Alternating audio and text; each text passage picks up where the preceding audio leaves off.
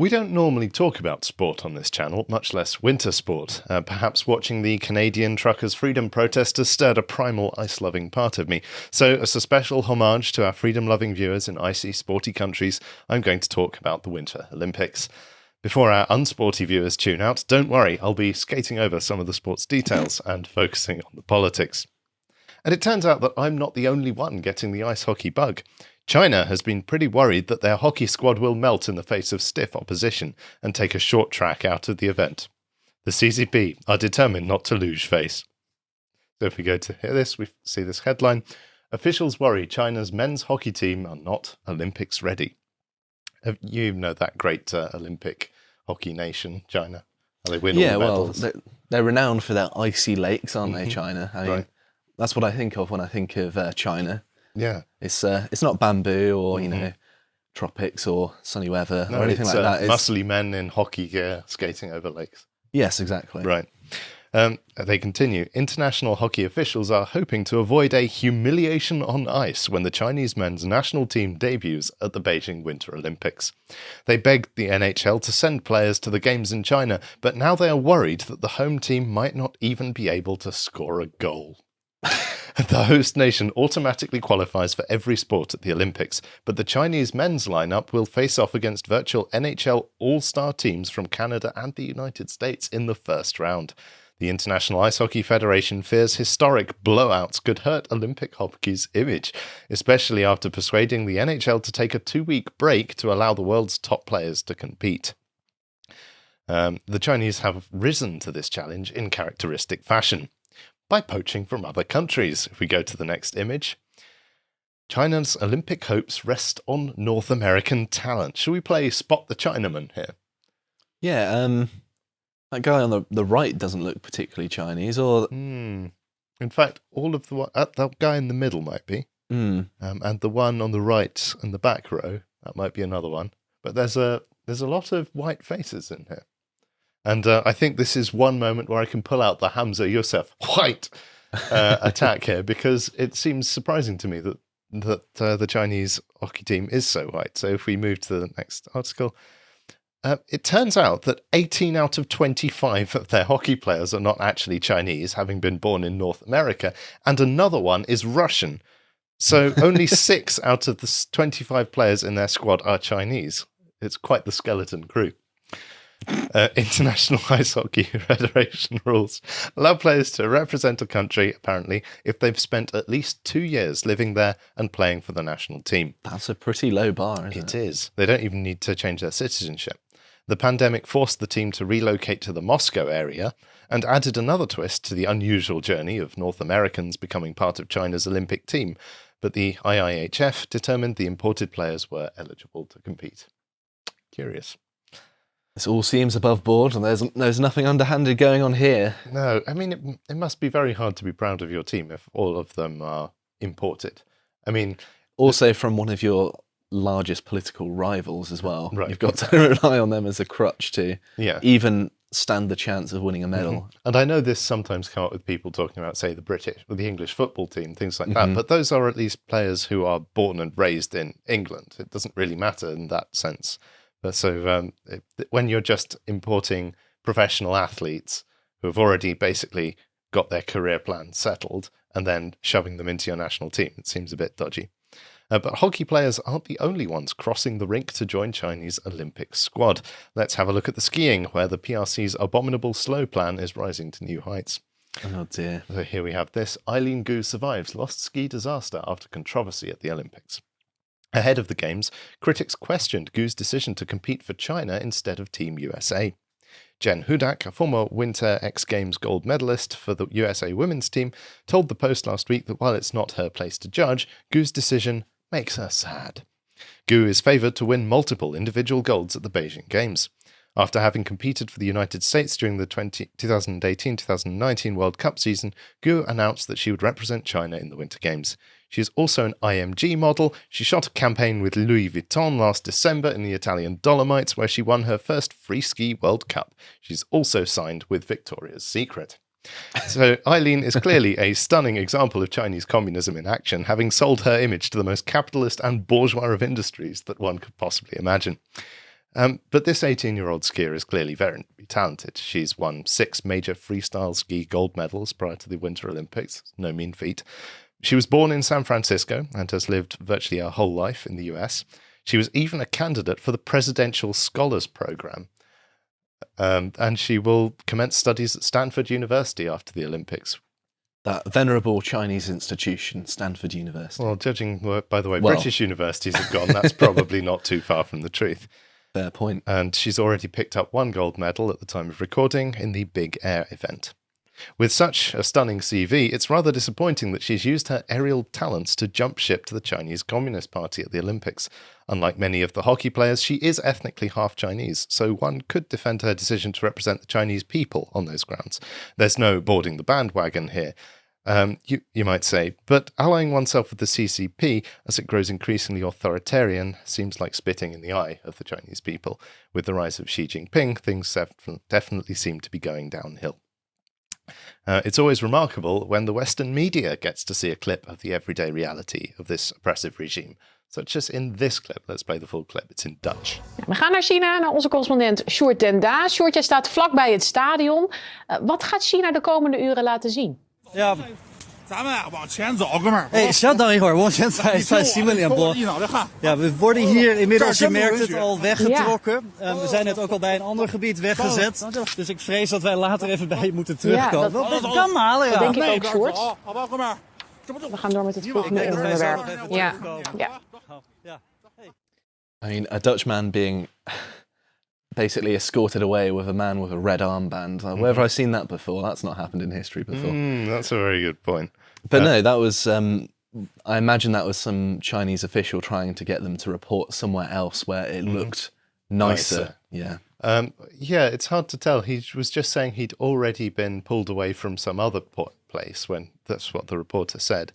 And they also got the cameraman as well, forced him to stop filming. But yeah, the only freestyle in China would appear to be in skiing. Otherwise, it's a rather cross country. Now, the International Olympic Committee apparently stated this was a one-off incident, although some journalists have said that no, this happens all the time. But they're also quite concerned about COVID, as you might imagine. Throughout the event, which lasts until February the 20th, athletes are confined inside a COVID closed loop, which is designed to almost totally cut them off from the outside world to stop the virus spreading. Heaven forbid foreign countries were to bring COVID to China. This is around 11,000 guests, including the athletes, and 20,000 workers, all of whom will be COVID swab tested daily. Sounds delightful. I'm sure they're glad to be Olympic athletes now. Yeah, I'm betting this will be the most miserable and unsociable Olympic village in history. Normally it's a hell of a party, great fun, but not today. Attendees have described dystopian scenes from the Olympic Village, including barmen in PPE mixing cocktails and robots spraying clouds of disinfectant into the air as China attempts to host a COVID-free games. Video shot inside the Nanshan Li Condotel on Thursday revealed journalists and Olympic personnel in light-touch masks mixing with hotel staff wearing hazmat suits due to fears the games could become a super-spreader event. A Reuters reporter inside the hotel described the atmosphere as dystopian, saying the air smells like disinfectant due to the number of times surfaces are sprayed while all food service arrives in hotel rooms plastic wrapped. That just does not sound fun. So I imagine that's a chef cooking the food being swabbed before cooking it. Yeah. Okay. Grim. But vaccination is also a sticking point. Any athletes who arrived without first being vaccinated were forced to undergo 21-day isolation. So regardless of testing, if you don't have the vaccine, 21 days complete quarantine isolation. That seems very arbitrary, doesn't it? That's basically a prison sentence. Especially if you're an athlete, right, and you need to stay fit and exercise and so on. I imagine that's confined to a hotel room or something of that nature. I believe so. Well, so I saw a video a while back about Japanese table tennis players who were traveling in China, and they basically got the same treatment. It was awful because they're athletes and they're basically being shut in these rooms. It's pretty grim. And those who tested positive on arrival were also forced to isolate. So presumably you're just going to get a small proportion of these 11,000 guests who are going to have a false positive. That would ruin your Olympics. Oh dear. The system was enough to break one Belgian athlete, skeleton racer Kim Meulemans, who was forced into isolation after a positive test. 3 days of isolation in Beijing, followed by 2 negative tests, led her to believe she was being freed to join the other athletes, but she was instead shipped to another facility where she was told she would have to spend another 7 days. Meulemans then put out a tearful plea on Instagram, saying she was not sure how much more she could take before the International Olympic Committee intervened. The 25-year-old is now back in the Olympic Village, albeit in an isolation wing. China has maintained a zero-COVID strategy throughout the global pandemic, aggressively isolating and tracing coronavirus cases to keep its official exposure low. Well, they've tried, sure. The communist Chinese regime also chose an Uyghur athlete to light the Olympic flame in a blatant propaganda attempt to deflect claims that it is guilty of genocide of the Muslim minority Uyghur population in the northwest Xinjiang region. And then we have this. So the Olympic cuisine is not exactly living up to Tokyo Games. A Russian athlete posted this on Instagram. She said the same meal has been served at the Winter Olympics in Beijing for breakfast, lunch and dinner for 5 days already. At least the food matches the hospitality. Yeah. It's very prison-like. Absolutely. It's funny how all sort of communist states end up basically becoming prisons. Mm-hmm. Weird. There was also a 1-minute standing ovation when President Xi Jinping entered the stadium in the opening ceremony. A whole minute of standing ovation. One has to wonder whether the first person to sit down was later taken away for shooting practice. Oh, I shouldn't laugh, but it's probably true. Hordes of delegates and athletes arrived wearing masks, even Xi Jinping. It was universal, and seemingly the only one to buck this trend was Vladimir Putin. Putin was spotted curling up for a nap as the Ukrainian athletes entered the stadium, which has widely been perceived as a snub, as we can see him there. This got a rather frosty reception from Chinese netizens. I quote, Putin defied his own hosts by appearing maskless at the Olympic Stadium despite strict Chinese rules stating masks must be worn. Even Xi was masked, as was every other guest in the VIP box. One observer said, Putin arrived as if he was the emperor. It was pretty rude of him. Well, he basically is the emperor of Russia at this point, right? Well, of course, yeah. It goes without saying. Speaking of pretty rude, life has not always been rosy for US defectors to the Chinese Olympic team, as the CCP's mask is not the only thing to slip in recent weeks. We have this article here. US-born figure skater Zhu Yi slammed online after falling in Olympic debut for China. She cut a rather forlorn figure as she slipped and fell during her performance. She fell several times and failed to land a jump during her Olympic debut for Team China, sparking backlash on Chinese social media. The 19-year-old, who renounced her US citizenship to compete for China... Wow, that's a bit strong, isn't it? ...fell and crashed into a wall during the women's short program team event on Sunday. Zhu then missed a jump in her routine and finished with the lowest score of the event, knocking China down from 3rd to 5th place and out of the medals. Well, you can view this from 2 different perspectives. The first is you get what you deserve. The second is the US is very crafty. Well, and they're shipping off their second-rate athletes. Yes. As we can see there, this photo that she's fallen. The hashtag Zhu Yi has fallen quickly became a top trending topic Sunday night on China's social media platform Weibo before it was later seemingly censored, according to the South China Morning Post. Because, of course, the Chinese government doesn't want any negativity surrounding the games in any way at all. She should just go back to her old home. Her father can remain, a Weibo user commented on a thread calling for her to return to the US. Oh, that's all right. The father can remain. Very charitable. Zhu's unpopularity in China is a stark contrast to that of Eileen Gu, who we spoke about earlier. Gu speaks fluent Mandarin and charmed the Chinese public with her accent-free language skills. She is affectionately called the Snow Princess in headlines, and her face is splashed around China on billboards and magazine covers, unlike Zhu's face, which seems to be splashed around the ice rink by these photos. No. It definitely appears, sadly, that the online social media pressure has got to Zhu. Weibo users are not known for holding back when it comes to online abuse.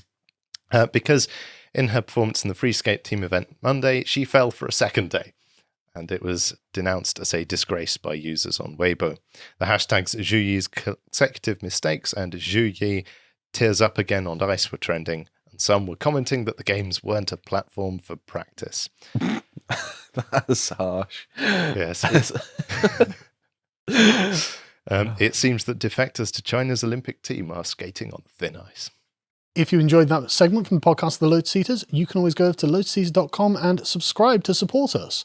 We don't do any adverts. And you can also check out all of our premium content, such as our book club. This is a really excellent episode by Harry, based on a book called The Grey Lady Winked, which is all of those times where the New York Times was guilty of spreading a lot of fake news. It's a really, really good and informative look at how the New York Times is trading on a reputation it really doesn't deserve. And if you enjoy it, you can go and congratulate Harry on doing such a good job on getter.com, where he's at Harry Lotus Eater. Thanks very much.